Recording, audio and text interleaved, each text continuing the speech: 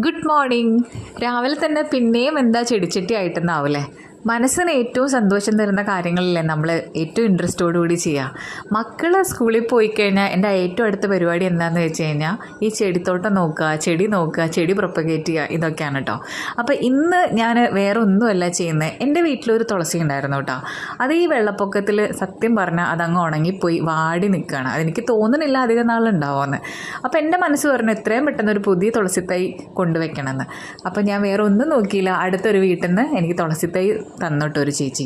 അപ്പോൾ ഞാൻ വേഗം എൻ്റെ ചട്ടിയൊക്കെ റെഡിയാക്കി, ചട്ടിയൊക്കെ കഴുകി തുടച്ച് വൃത്തിയാക്കി മണ്ണൊക്കെ നിറച്ച് ഞാൻ തുളസിത്തൈ നട്ടു കേട്ടോ.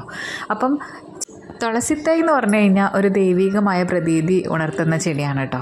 അപ്പം അത് വാടിപ്പോണത് അല്ലെങ്കിൽ അത് ഉണങ്ങിപ്പോകുന്നതൊക്കെ ഭയങ്കര മനസ്സിന് വിഷമം ഉണ്ടാക്കുന്ന കാര്യമാണ്. അപ്പം നിങ്ങളുടെ വീട്ടിൽ തുളസിത്തൈ ഉണങ്ങാനായിട്ട് നിൽക്കുന്നുണ്ടെങ്കിൽ എത്രയും പെട്ടെന്ന് ഒരു പുതിയ തൈ കൊണ്ടുവയ്ക്കുക കേട്ടോ.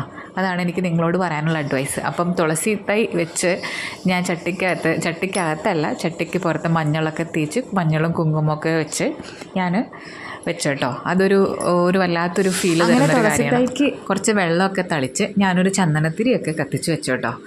ഇതൊക്കെ കൂടി കഴിഞ്ഞപ്പോഴേക്കും ഭയങ്കര വല്ലാത്തൊരു സന്തോഷവും സമാധാനവും ഒക്കെ കിട്ടിയ പോലത്തെ ഒരു ഫീലായിരുന്നു. അത് എത്ര പേർക്ക് റിലേറ്റ് ചെയ്യാൻ പറ്റുമെന്ന് എനിക്കറിയില്ല. എനിക്ക് അതങ്ങനെയാണ് ഫീൽ ചെയ്തത് കേട്ടോ.